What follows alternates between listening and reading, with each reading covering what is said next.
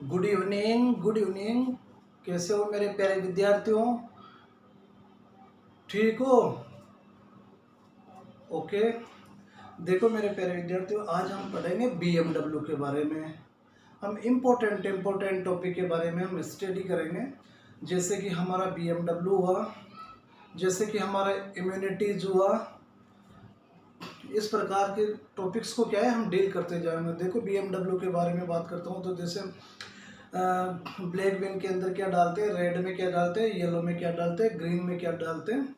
इस प्रकार के इसके बारे में देखेंगे और इसके कैटेगरीज के बारे में इसका क्लासिफिकेशन करेंगे कि कौन से कैटेगरीज के अंदर।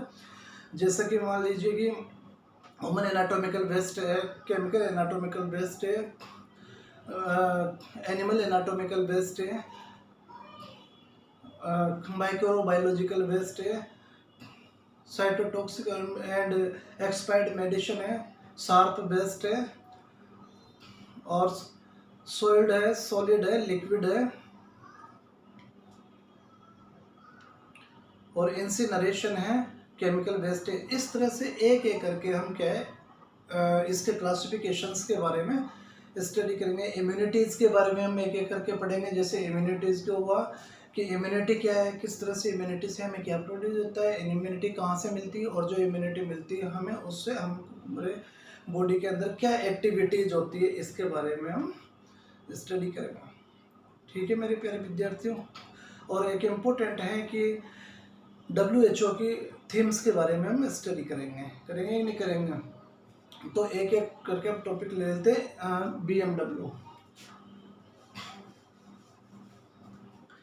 BMW biomedical waste management.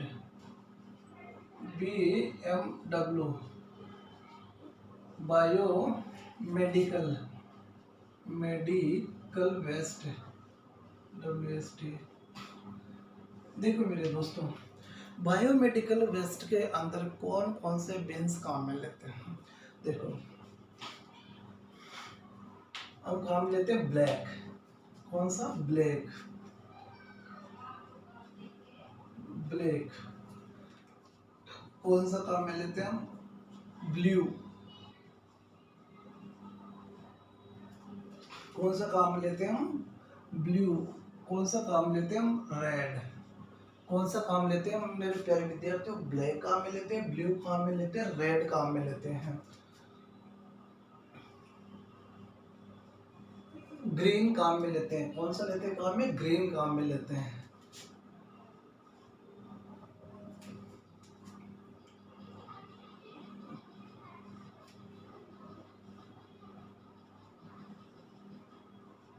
Yellow काम में लेते हैं। क्या लेते हैं? येलो काम में लेते हैं। और क्या लेते हैं काम में? येलो काम में लेते हैं। और एक पंचर प्रूफ कैन लेते हैं काम में। क्या लेते हैं? Puncture proof can. Puncture proof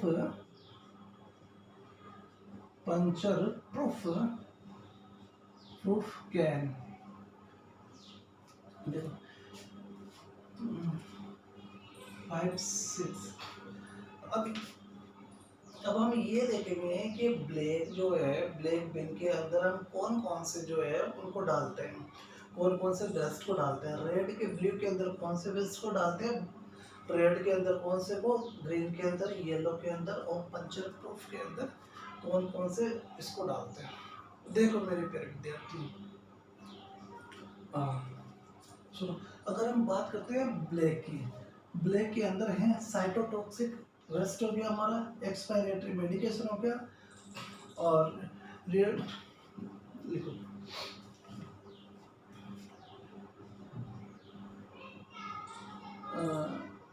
cytotoxic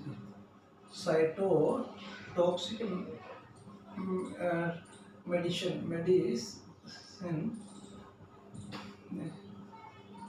expiratory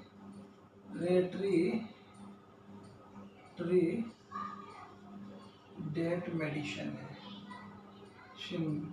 cytotoxic medicine बोल दो, साइटोटॉक्सिक वेस्ट बोल दो। किसको? Cytotoxic medication, cytotoxic waste, expiratory date medications और रेडियो एक्टिव वेस्ट।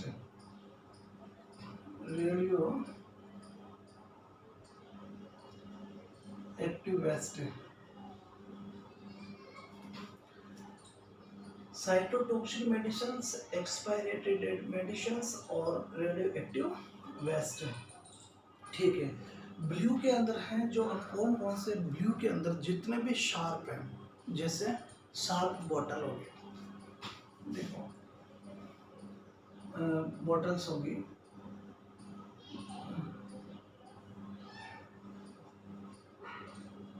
बॉटल होगी, ठीक है, वाइल्स हो गए, कौन से वाइल,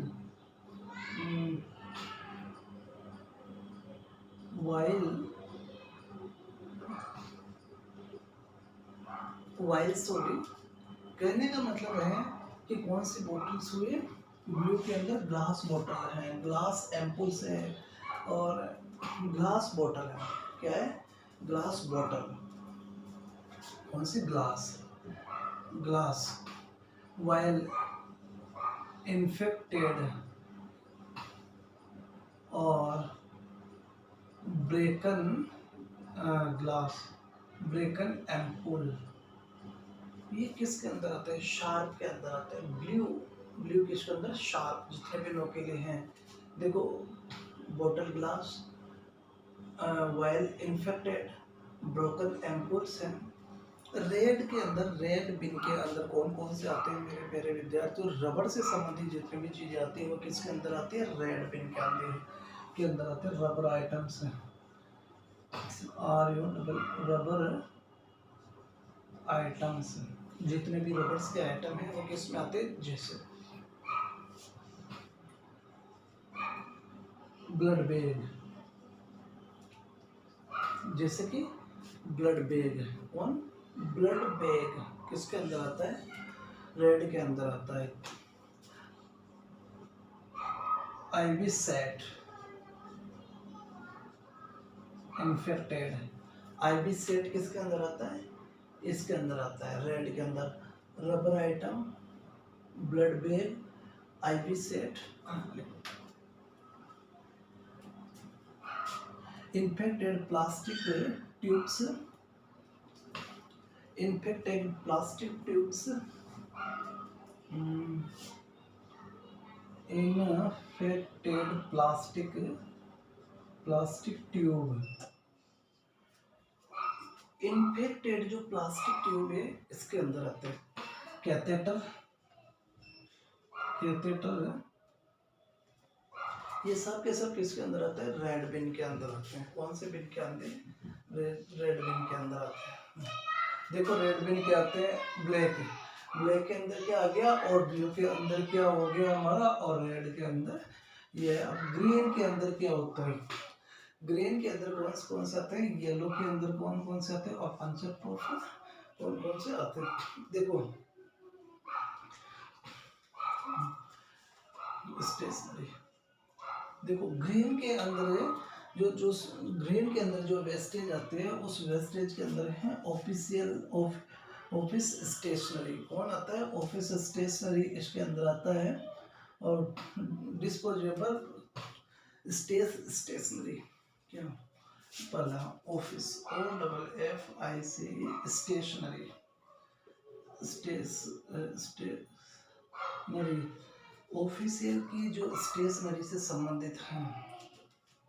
देखो, paper, paper PAPER, paper cup disposal या paper disposable cup, disposable cup किसके अंदर आता है? पेपर डिस्पोजेबल कफ है, वो भी किसके अंदर आता है? ग्रीन के अंदर आता है। आता है कि नहीं आता है?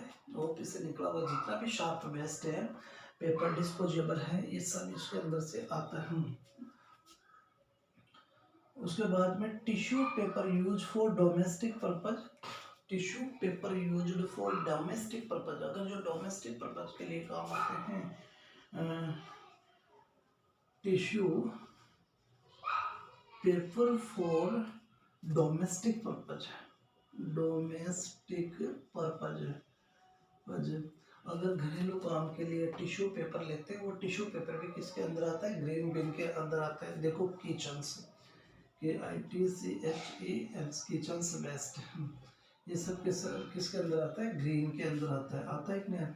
देख मेरे भाई, येलो जितने भी येलो बिन के अंदर आता है जितने भी सिक्रेशंस हुआ, जैसे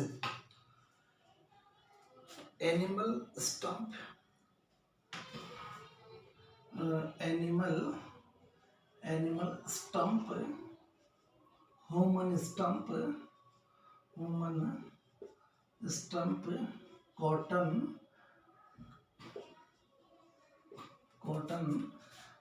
बैंडेज, ये सब के सब किसके अंदर आता है? इसी कैटेगरी के अंदर आता है मेरे दोस्त। कौन सी? येलो कैटेगरी के अंदर आता है। इस येलो कैटेगरी के अंदर ये और पंचर प्रूफ के अंदर आ गया हमारे नीडल्स हो गया। क्या कि हमारी नीडल्स होगी, नीडल्स, ग्लास सिरिंज होगी, ग्लास स्लाइड होगी, ये सब के सब किसके अंदर आता है? पंचर प्रूफ कैन के अंदर आता है। BMW के अंदर मेरे प्यारे दोस्तों एक क्वेश्चन आने की मोर प्रोबेबिलिटी रहती है, और एक क्वेश्चन हमेशा ही आता है, इसलिए उतार लीजिएगा। क्या हो रहा हूँ?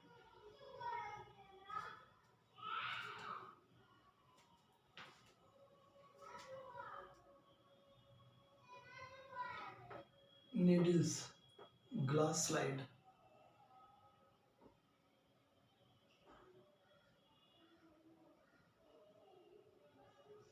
चलो तो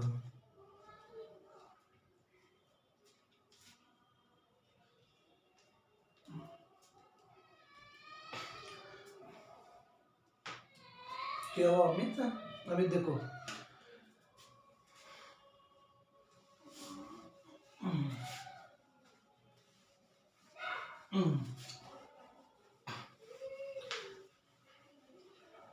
अब आएगा BMW क्लासिफिकेशन। देखो मेरे प्यारे विद्यार्थियों, BMW के क्लासिफिकेशंस के अंदर कौन कौन सा आता है? BMW क्लासिफिकेशन,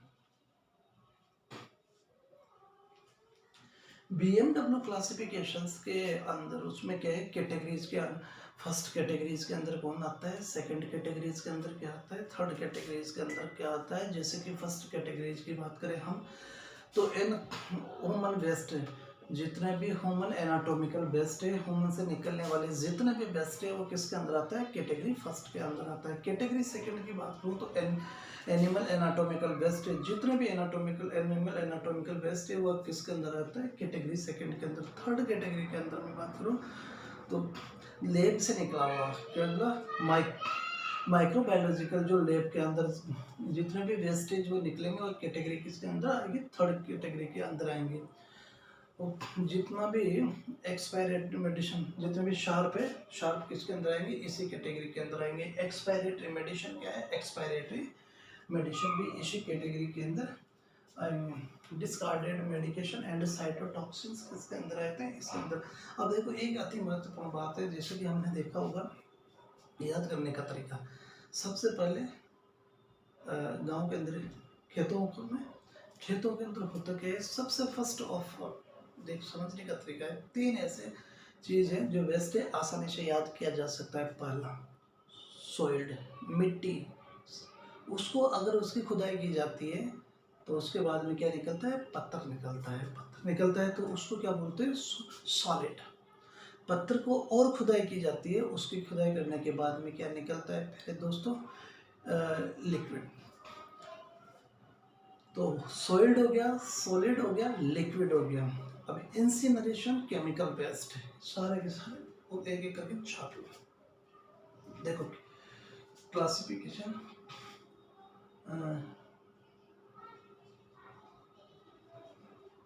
कैटेगरी फर्स्ट है, इसके अंदर आएगा ह्यूमन एनाटॉमिकल वेस्ट। इस कैटेगरीज के अंदर क्या आएगा, ह्यूमन एनाटॉमिकल वेस्ट जितने भी होंगे वो जितने भी किसके अंदर आएंगे, इस कैटेगरी फर्स्ट के अंदर।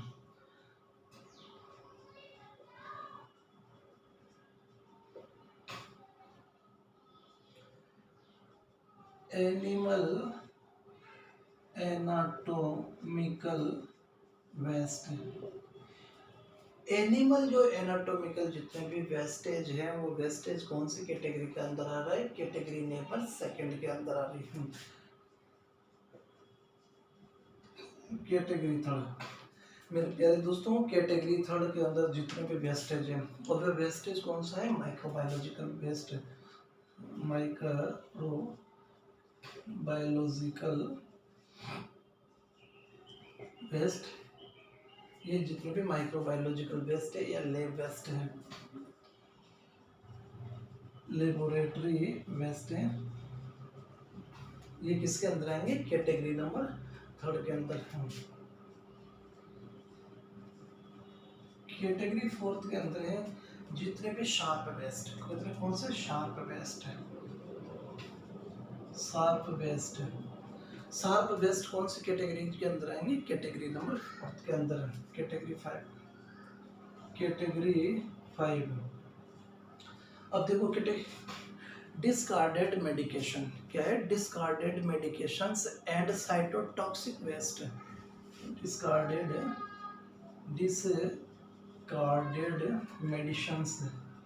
Medicine and cytotoxic waste, discarded medicines and cytotoxic जो वेस्ट है कैटेगरी नंबर कैटेगरी 6। देखो कैटेगरी 6 के अंदर soiled category soiled waste, category 7 solid waste, category 8 के अंदर है सॉलिड हो गया, सॉलिड हो गया और लिक्विड वेस्ट है। जितने भी जो लिक्विड वेस्ट है वो कौन से कैटेगरीज के अंदर आएंगे, कैटेगरी नंबर 8 के अंदर। कैटेगरी 9 इंसिनरेशन, अगर कोई भी चीज़ है इंसिनरेट होने के बाद में जो उसका प्रोडक्ट बचता है उस प्रोडक्ट को क्या बोलते हैं, हैश, राख, क्या है बचती है लास्ट में, राख। और कैटेगरी 10, इस 10 कैटेगरीज के अंदर क्या है, केमिकल वेस्टेज, कौन सा, केमिकल वेस्ट कैटेगरी के। क्या हुआ प्रिया, कहाँ पे नहीं दिख रहा भाई, देखो ये सॉइल्ड है, उसके बाद में सॉलिड है और उसके बाद में लिक्विड है।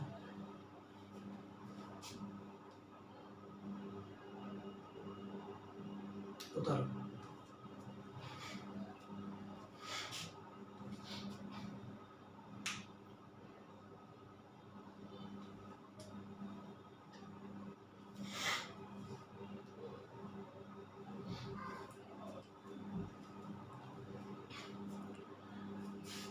सभी ने उतार लिया।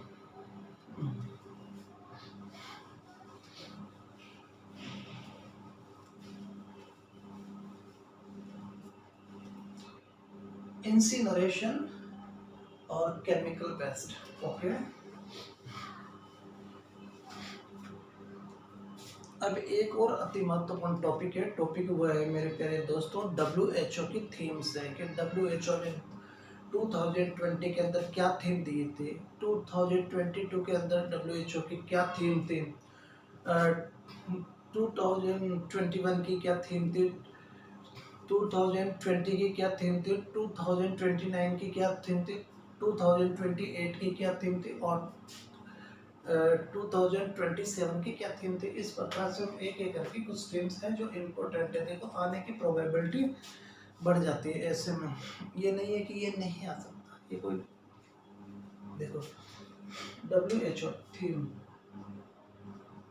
WHO थीम कहने का मतलब है कि WHO का जो हेड क्वार्टर कहाँ है,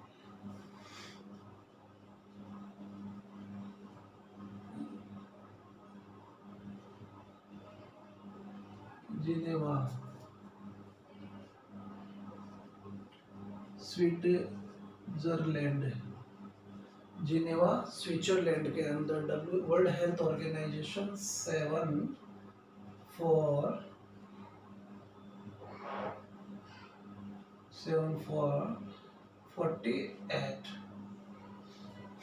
वर्ल्ड हेल्थ ऑर्गेनाइजेशन की जो थीम है, देखो मेरे प्यारे विद्यार्थियों, अगर हम बात करें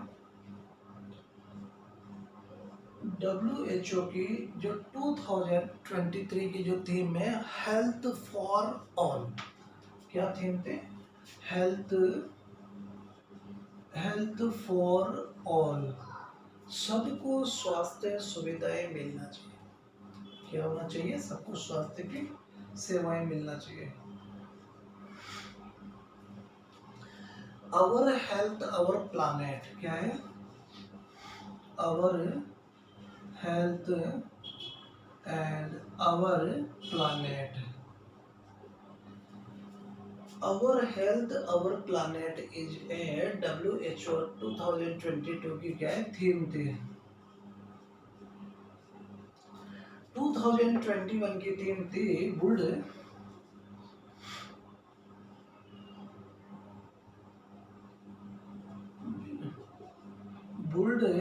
a fair, FAR फेरियर, FAIR फेरियर, HEALTH healthier world, WORLD world, किसको, एवरीवन एवरीवेयर, एवरीवन एवरीवेयर। 2021 की और देखो 2020 सपोर्ट नर्स एंड मिडवाइफ, 2022 की क्या थी, थीम थी support nurse and midwife.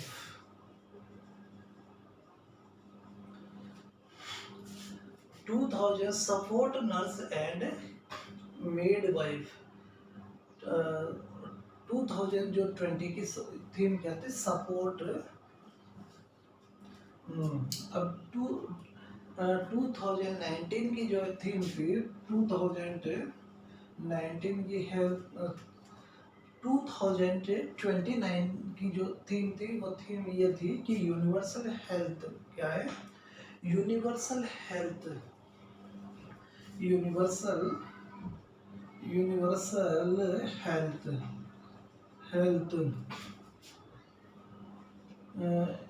Everyone everywhere.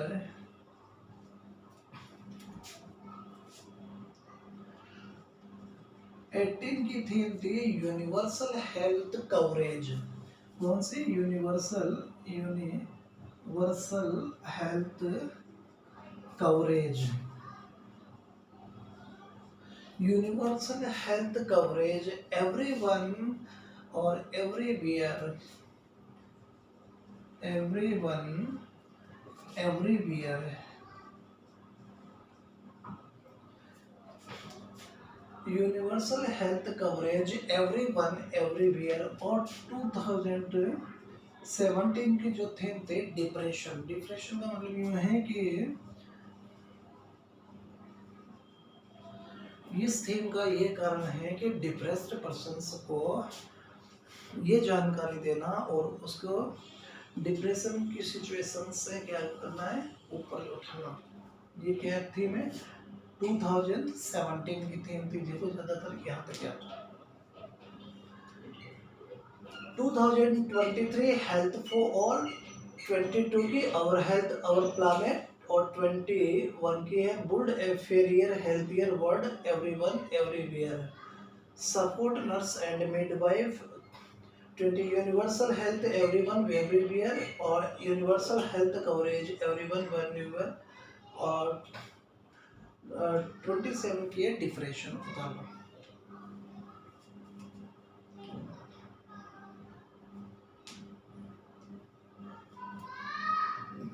ठीक है।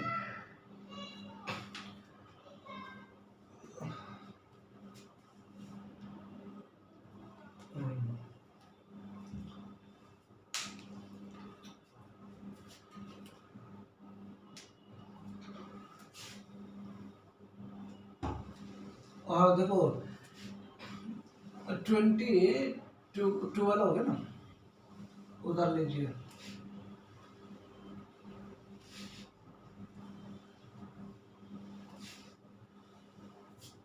क्या हुआ नरेंद्र, लास्ट में 2070 की थीम है डिप्रेशन, कि पर्सन्स को डिप्रेस्ड सिचुएशन से क्या करना है, निकालना है।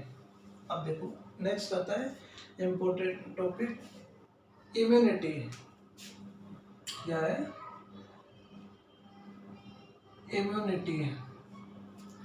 देखो इम्यूनिटी क्या है, जनरली बात में इम्यूनिटी ये है कि हमारी बॉडी, इम्यूनिटी कोई भी फॉरेन का पार्टिकल अगर हमारी बॉडी के अंदर एंट्री कर देते हैं उसके अगेंस्ट हैं, या उस फॉरेन पार्टिकल्स के अगेंस्ट में जो हमारी बॉडीज हैं जो उसके प्रति रेस्पॉन्स या उसको किलिंग करने के लिए या उसको वहाँ से भगाने के लिए जो एक्टिविटी जो जो पावर को डेवलप करती है वो क्या कहलाती है, एंटीबॉडी कहलाते हैं। एंटीबॉडी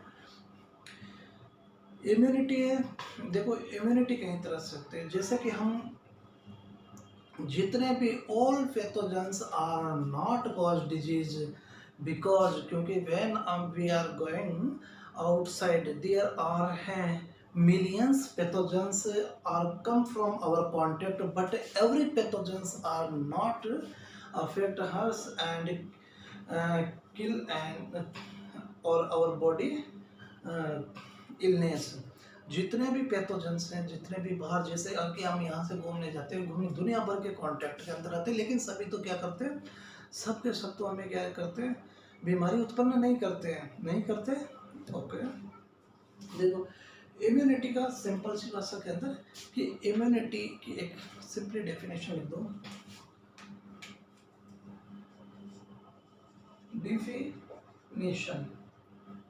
डिफिनेशन वो है कि समझ में आना चाहिए चीज क्या है, समझ। इम्यूनिटी क्या है, when a foreign particle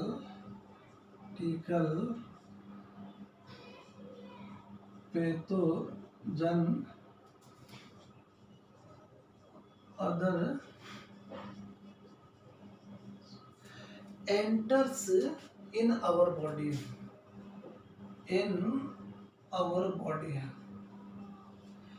and body response against this and body response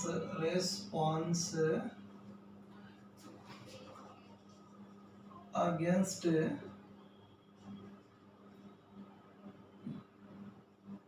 these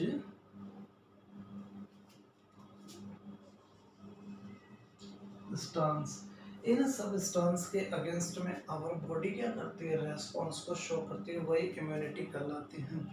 देखो मेरे प्यारे विद्यार्थी, इम्यूनिटी क्या होती है, दो प्रकार की होती है, इनेट इम्यूनिटी होती है, ठीक है, और एक्वायर्ड इम्यूनिटी होती है।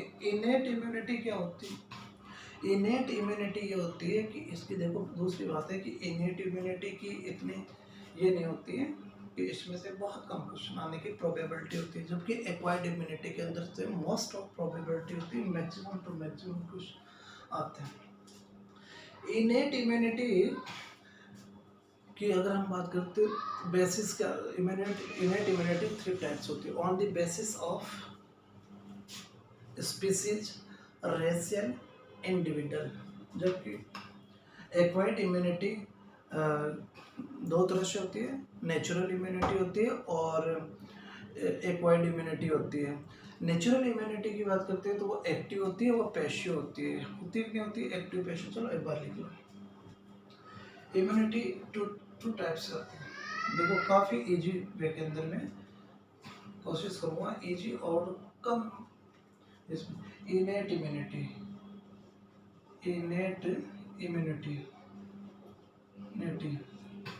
अब इस इनेट इम्यूनिटीज के अंदर क्या है?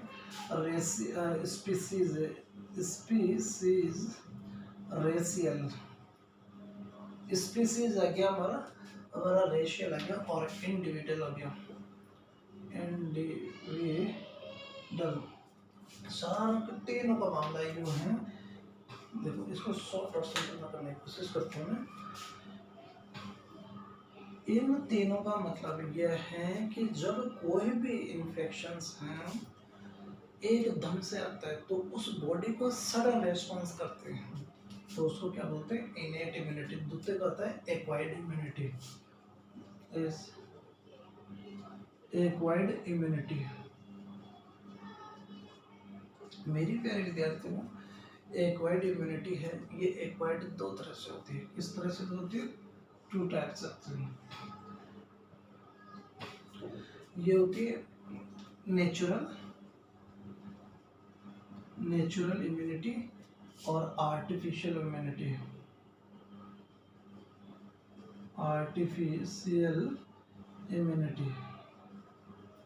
क्या होती है? Natural immunity, artificial. यही नेचुरल इम्यूनिटी है, दो तरह से होती है, एक्टिव इम्यूनिटी और देखो natural active.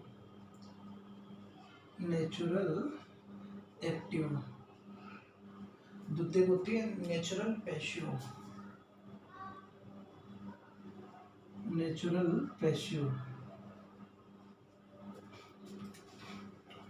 Artificial active, artificial passive. Artificial active, artificial passive. अब इस इम्यूनिटी के अंदर मैं कुछ शब्द बोल के विराम लूँगा इस शब्दों का। क्यों? क्योंकि कुछ एक शब्दों में ही इसको पूरी की पूरी इम्यूनिटी को है जो आइडेंटिफाई कर देगा कि कहना क्या चाहता है। कभी की भावना क्या है? अगर नेचुरल इम्यूनिटीज है, देखो नेचुरल इम्यूनिटी ये होती है मेरे प्यारे विद्यार्थियों कि जब कोई भी इन्फेक्शन, आप किसी इन्फेंट को ले लो एग्जाम्पल, अगर इस इन्फेंट के ऊपर कोई भी इन्फेक्शन आया, इस इन्फेक्शन को खुद इसकी बॉडी, ये बॉडी क्या है? इस इन्फेक्शन के अगेंस्ट काम कर रही है। कहने का मतलब ये है कि कोई भी पार्टिकल आया बॉडी के अंदर, ये बॉडी क्या कर रही है? इसको, इस बच्चे की बॉडी उसी को, उस इन्फेक्टिव सब्सटेंस को या पार्टिकल्स को या जो भी है उसको क्या है? डिस्ट्रॉय कर रही है। तो दैट इज द नेचुरल, क्या ये कौन सी इम्यूनिटी हुई? Natural active acquired immunity. कौन सी ये हुई? नेचुरल, देखो एक्टिव नेचुरल एक्वायर्ड इम्यूनिटी। एक मिनट, इतना सा सेल्फ बॉडी, इसका एक सीधा सा उदाहरण है सेल्फ बॉडी। इन्फेक्शन को कौन डिस्ट्रॉय करती है? Self body fight. Self body fight, it means इसमें नॉट अदर सोर्स, किसी सोर्स की जरूरत नहीं है बाहर से। देखो नेचुरल पैसिव इम्यूनिटी, अगर इम्यूनिटी मदर टू इन्फेंट, अगर इम्यूनिटी माँ से बच्चे के अंदर इम्यूनिटी आई है बाय ब्रेस्ट मिल्क के द्वारा, जो इम्यूनिटी बच्चे के अंदर प्रोड्यूस होती है, ये इम्यूनिटी माँ से इम्यूनिटी किसके अंदर आई है? बच्चे को। तो इसको क्या बोलते हैं? Natural passive acquired immunity. Natural के अंदर दो चीजें आएंगी प्यारे दोस्तों, खुद बॉडी अपनी रेस्पॉन्स करके या खुद बॉडी एक्टिव करके उस पैथोजन को किल कर रही है, दैट इज नेचुरल एक्टिव। माँ से जो प्लेसेंटा के द्वारा जो बच्चे को जो इम्यूनिटीज मिली है, वो इम्यूनिटी इस इन्फेक्शन को क्या करती है, फाइट मिली है, तो है तो नेचुरली। सेकेंडरी, जब आर्टिफिशियल एक्वायर्ड इम्यूनिटी के अंदर है, देश दुनिया के जितने भी वैक्सीनेशन हैं, कितने वैक्सीनेशन के क्या है, इन जितने भी वैक्सीनेशंस हैं, इन वैक्सीनेशंस के अंदर क्या है, एंटीजन है। अभी इन एंटीजन को जब बॉडी के अंदर दिया जाता है तो इनके अगेंस्ट में बॉडी क्या है, एंटीबॉडीज। इस एंटीजन के अगेंस्ट में जो बॉडी एंटीबॉडीज है, जो इस एंटीजन के अगेंस्ट में वर्क करके इनके इम्यून रिस्पॉन्स को बढ़ाती है, दैट इज ये artificial active artificial acquired immunity. कौन सी इम्यूनिटी हुई है, ये इम्यूनिटी। अब दूसरे जितने भी क्या है, ग्लोब्यूलिन्स हैं या जितने भी इम्यूनोग्लोब्यूलिन्स हैं, ग्लोब्यूलिन,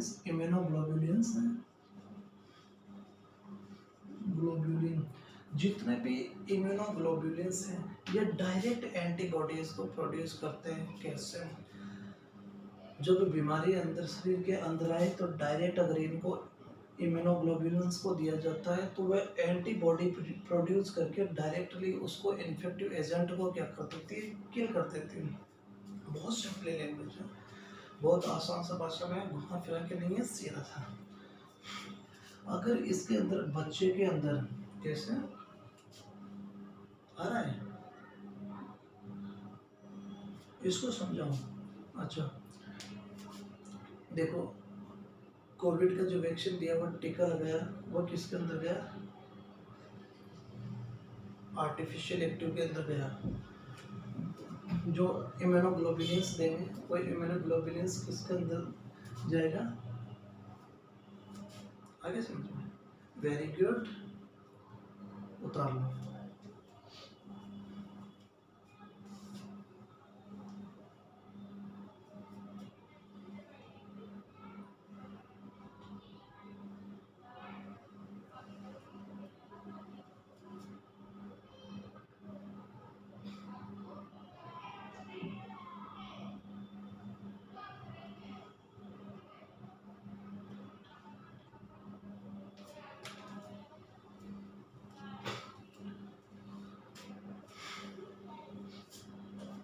सुमित बेटा दूं,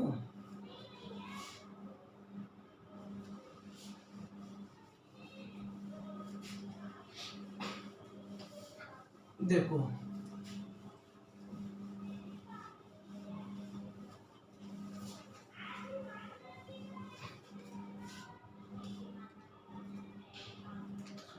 एक बहुत बढ़िया बात है, अंडर 5 क्लिनिक,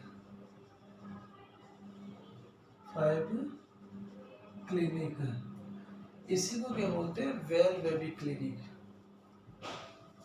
क्या है, well baby clinic, under 5 clinic या वेल बेबी क्लिनिक। देखो विद्यार्थी, मैं एक सिंबल बनाऊंगा, उसको बताऊंगा ये किस, और उसी को पूछते। ये मैंने बनाया ट्रायंगल,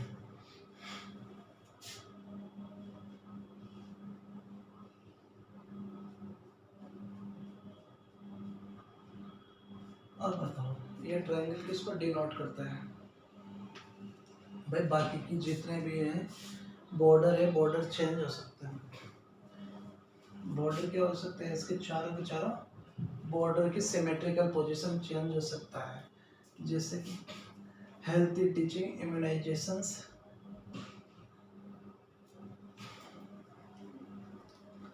जैसे ये बॉर्डर कैसे चेंज है, जैसे हेल्थ एजुकेशन हुआ है, तो एजुकेशन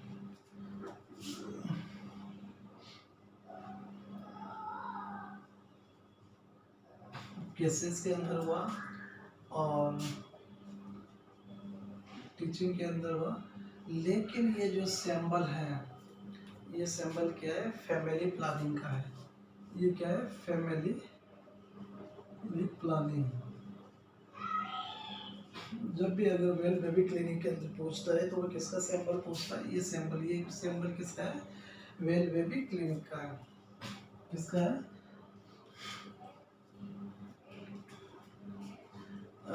इसके अंदर आ गया इम्यूनाइजेशन।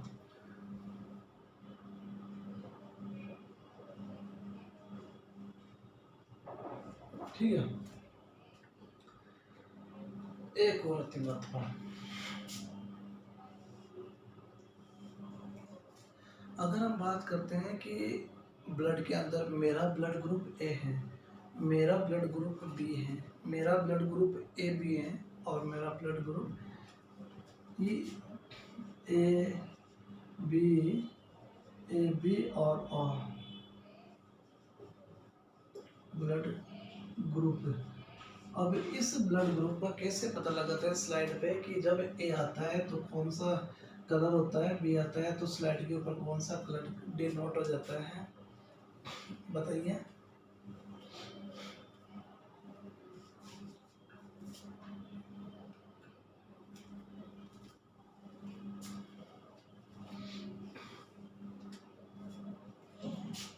ये किसको, येलो, येलो किसको डिनोट करता है, ए ब्लड ग्रुप को। पिंक किसको डिनोट करता है, बी ब्लड ग्रुप को। वाइट और ब्लू, वाइट किसको डिनोट करता है, ए बी ब्लड ग्रुप को, और ब्लू किसको डिनोट करता है, इस ब्लड ग्रुप को। ठीक है,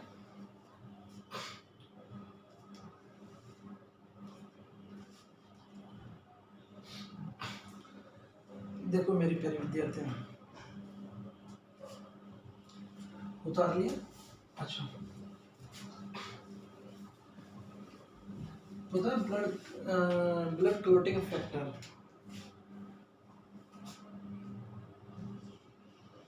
blood clotting factor, blood clotting factor कौन, अच्छा ओके, और कितने होते हैं, very good.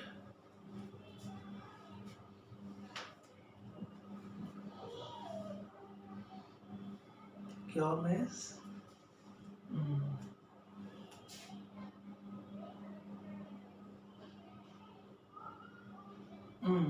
Very good friend.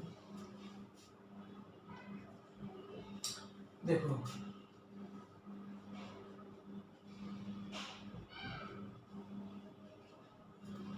Hydrogen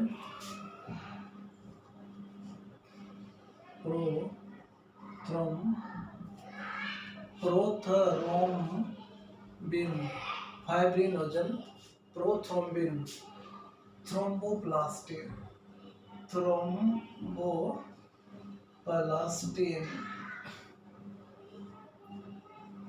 calcium, fibrinogen, prothrombin, thromboplastin, calcium, labile,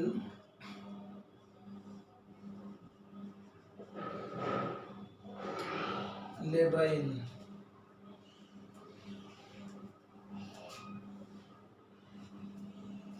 labile,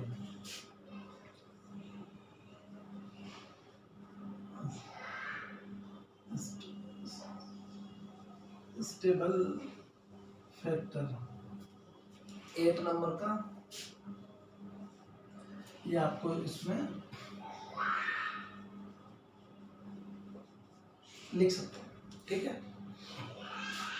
8 number का जो है 8 नंबर का फैक्टर है हीमोफिलिक फैक्टर, वो ना हीमोफिलिक। 9 नंबर का फैक्टर है Christmas factor, Christmas factor.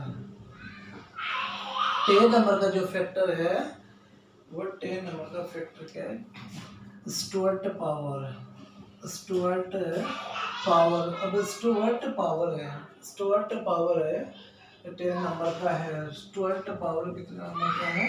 10 number पे स्टुअर्ट पावर है। PTA Hageman.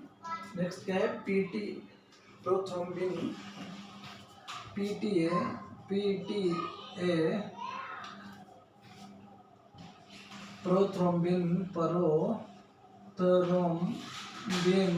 एंटीसीडेंट है। प्रोथ्रोम्बिन एंटीसीडेंट है। प्रोथ्रोम्बिन थ्रोम्बिन एंटीसीडेंट है। प्रोथ्रोम्बिन एंटीसीडेंट है। क्या है? प्रोथ्रोम्बिन एंटीसीडेंट है। एक नहीं है, prothrombin antecedent Hageman factor. Next है हैगमन। हैगमन फैक्टर है। हैगमन फैक्टर है। Hageman fibrin stabilising factor. कौन सा? हैगमन फैक्टर और fibrin stabilising factor. Factor fibrin stabilising factor है। कौन सा फैक्टर है? फाइब्रिन स्टेबलाइजिंग फैक्टर है। फाइब्रिनोजन, प्रोथ्रोम्बिन, थ्रोम्बोप्लास्टिन, कैल्शियम, ले बाय ले और 6 नंबर का एब्सेंट है। स्टेबल फैक्टर से, हीमोफिलिक फैक्टर से, क्रिस्टमस फैक्टर है, स्टुअर्ट पावर है, पीटीए प्रोथ्रोम्बिन एंटीसीडेंट है, हैगमैन है और फाइब्रिन स्टेबलाइजिंग फैक्टर है।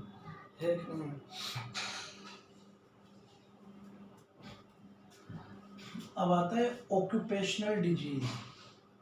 क्या है? उधर फटाफट।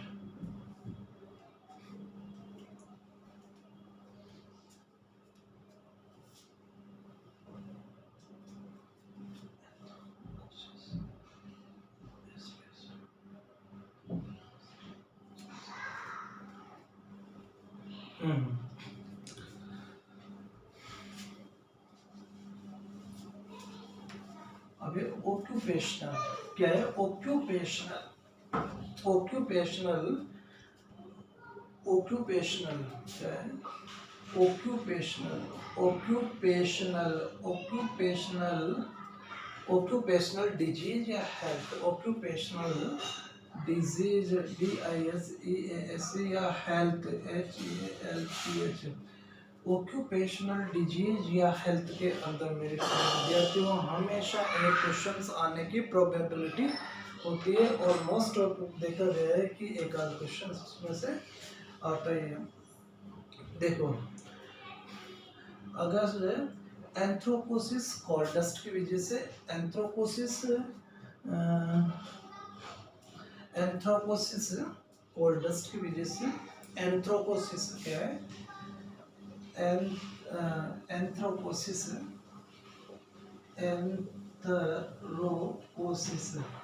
किसकी वजह से होता है? एंथ्रोपोसिस कॉल्डस्ट। किसकी वजह से? Coal dust. Anthracosis that is the coal dust. Asbestosis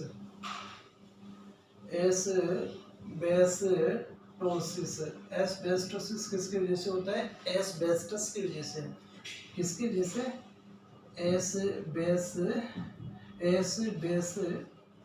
की वजह से। एस्बेस्टोसिस एस्बेस्टस की वजह से।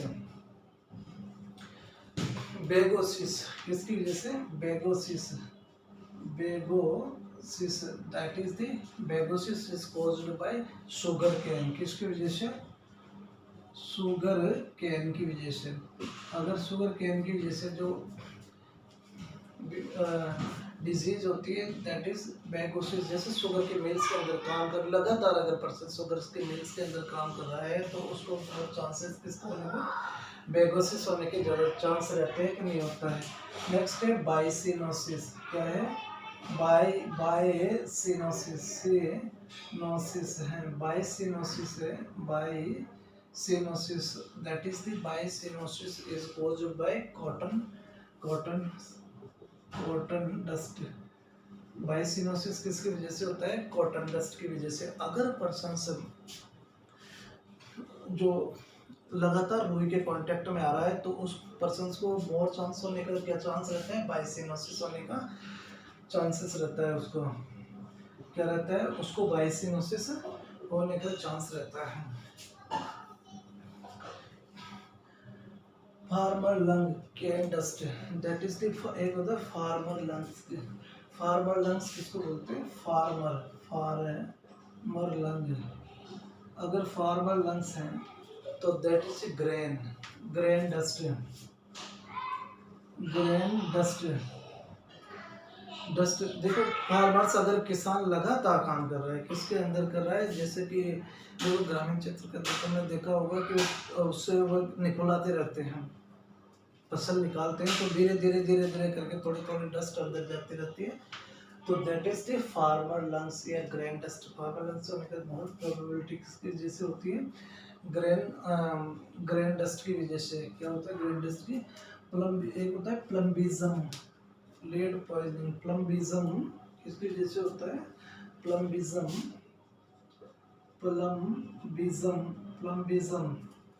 इसी प्लम्बिज्म को पीबी, प्लम्बिज्म किसकी वजह से होता है, पीबी की वजह से, दैट इज लेड की वजह से। लेड प्लम्बिज्म किसकी वजह से होता है, लेड की वजह से होता है। Plumbism is caused by lead की वजह से। सिलिकोसिस सिड्रोसिस, नेक्स्ट है सिलिकोसिस सिड्रोसिस। सिलिकोसिस किसकी वजह से, silicosis is caused by silica dust. Siderosis क्या होता है, next siderosis is iron, siderosis caused by the iron dust. इससे आयरन की वजह से, किसकी वजह से, आयरन की वजह से। सिड्रोसिस किसकी वजह से, दैट इज द सिड्रोसिस आयरन की वजह से, आयरन की वजह से सिड्रोसिस आयरन डस्ट की वजह से। स्टेनोसिस किसकी वजह से होती है, stenosis. Next stenosis that is A tin dust iron dust. देखो मेरे दोस्तों, ऑक्यूपेशनल डिजीज या ऑक्यूपेशनल हेल्थ है, ऑक्यूपेशनल डिजीज या ऑक्यूपेशनल हेल्थ ऑक्यूपेशनल डिजीज या ऑक्यूपेशनल जो है हेल्थ है, वो ऑक्यूपेशनल हेल्थ के अंदर क्या है, anthracosis is caused by coal dust. Asbestosis create करता है, एस्बेस्टस को क्रिएट करा है, या एस्बेस्टोसिस किसकी वजह से होता है, एस्बेस्टस की वजह से होता है। बाइसिनोसिस शुगर केन की वजह से करता है। अगर पर्सन लगातार लंबे समय तक शुगर केन के डस्ट में या शुगर की मिल के अंदर जो काम करते रहते हैं, वो पर्सन सुबह लगातार उसके अंदर उसके कांटेक्ट में और रहता है, तो उसको मोर चांसेस और मोर प्रोबेबिलिटी किसकी होती है, बाइसिनोसिस की, बेगोसिस की। बाइसिनोसिस क्या है, बाइसिनोसिस जो कॉटन की फैक्ट्रीज के अंदर जो पर्सन काम करते हैं, या फिर byssinosis is also known as Monday fever. इसको क्या बोल देते हैं दोस्तों, मंडे फीवर के नाम से भी जानते हैं। क्या बोलते हैं, मंडे फीवर के नाम से। किस नाम से जाने जाते हैं, byssinosis is caused of Monday fever. Farmer lung से लगातार पर्सन खेत के अंदर कटाई करता है, लगातार उसके अंदर वह फसल को निकलाता है, अब धीरे धीरे उसके जुताई करता है, उसके बाद में उसका जो सारी एक्टिविटीज़ करता है, उस एक्टिविटी के दौरान उस पर्सन के थोड़े करके क्या हो जाता है, अंदर डस्ट जाती है, और ये सिचुएशंस क्या कहलाते हैं, that is the grain dust is not. Grain dust क्या करती है, फार्मर लंग आते हैं या लंग्स की संबंधित कोई समस्याओं को क्रिएट करती हैं, ठीक है। प्लम्बिज्म क्या है, plumbism that is the lead dust की वजह से। किसकी वजह से होती है प्लम्बिज्म, लेड डस्ट की वजह से होती है, लेड डस्ट। प्लम्बिज्म किसकी वजह से, लेड डस्ट की। Silicosis is a silica dust की वजह से, सिड्रोसिस आयरन डस्ट की वजह से, और स्टेनोसिस टिन। क्या हुआ मनोज, ये ई है ये क्या है? ई। Stenosis that is tin dust.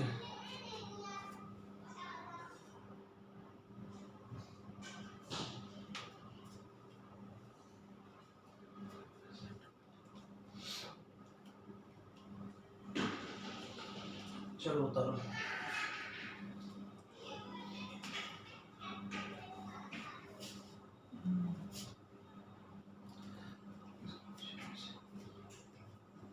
देखो उतार लिया।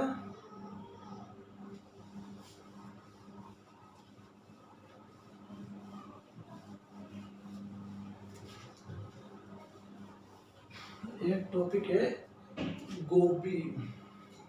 क्या है? गोभी।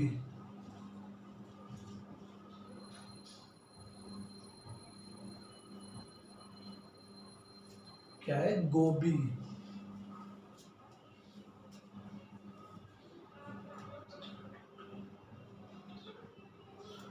गोभी।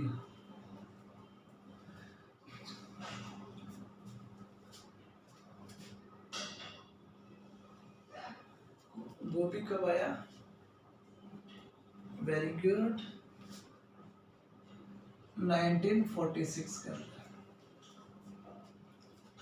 अगर गोभी कैंपेन कब आई थी? 19। तो गोभी की फुल फॉर्म क्या होता है? GOBI। बताओ। Growth chart monitor child development. देखो growth chart monitor, growth chart G क्या करता है? Growth, GROW, growth chart monitor है। ग्रोथ चार्ट मॉनिटर है। ग्रोथ चार्ट का क्या करता है? ग्रोथ चार्ट की मॉनिटरिंग करता है and child development. Growth chart monitor and child development, growth chart monitor and child oral rehydration, oral rehydration, oral rehydration, that is a breastfeeding,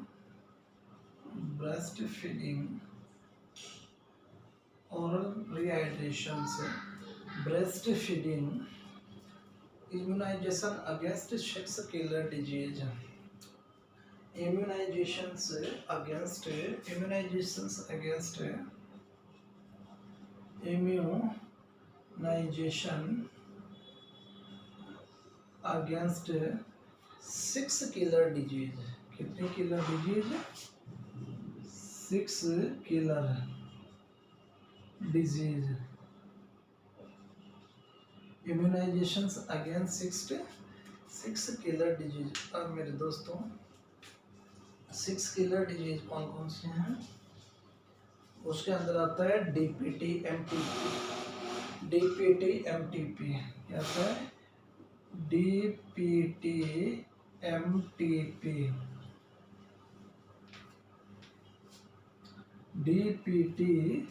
MTP। कौन कौन सी? DPT,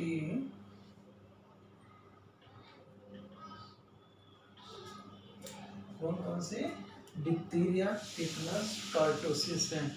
diphtheria,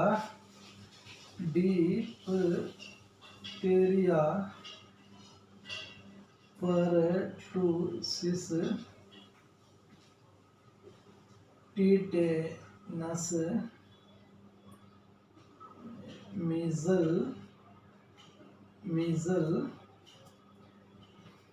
diphtheria, pertussis, tetanus, measle, tuberculosis और polio. कौन कौन से आ रही है? DPT MTP, diphtheria, pertussis, tetanus, measles, tuberculosis and polio. ये 6 किलर डिजीज किसके अंदर आती है? गोभी 1960। अब देखो गोभी 19 है, 46 के अंदर दिया था। और गोभी के अंदर है, इस गोभी जो कैंपेन दिया था, इस कैंपेन के अंदर है, आप बताइए कि कौन सी कमेटी के अंतर्गत आता है? ये ये कौन सी कमेटी के अंदर आता है? करतार सिंह कमेटी, किसके अंदर? बोर कमेटी के अंदर। Very good, bore committee. अब बताइएगा बोर कमेटी कब आई है? Bore committee is appointed in 19 appointed की गई थी। अपॉइंटेड कब की गई थी बोर कमेटी? 1943 के अंदर। कब? 1943। और इसकी सबमिट रिपोर्ट कब आई थी? Submit report 1946। अगर कोई भी क्वेश्चन आता है कि बोर कमेटी, तो आंसर जाएगा 1940। अब बोर कमेटी आई थी, तो बोर कमेटी का फंक्शन क्या है? बोर कमेटी किस लिए आई थी?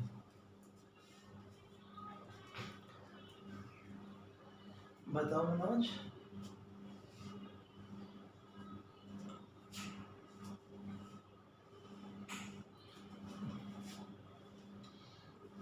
किसके लिए? Health development and planning committee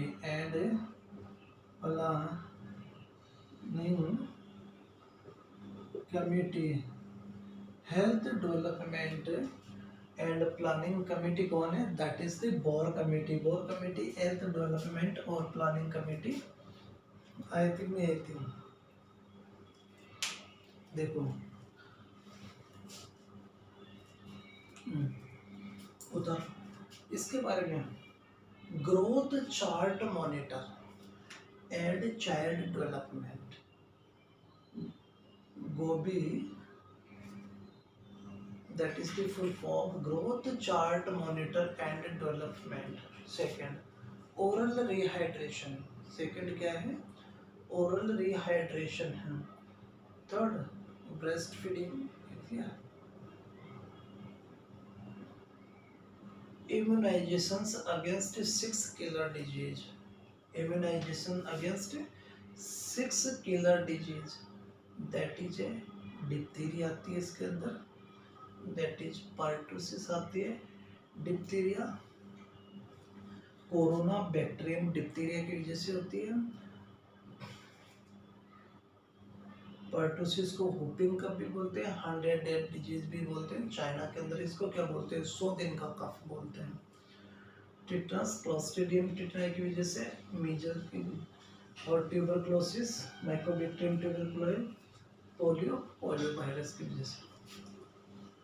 तो इस प्रकार से ये क्या है? चलो उतारो।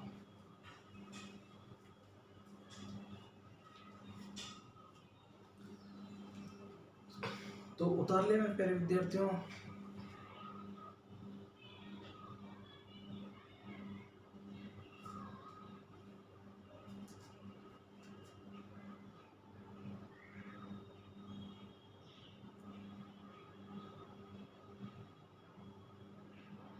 क्या हुआ सुरेश?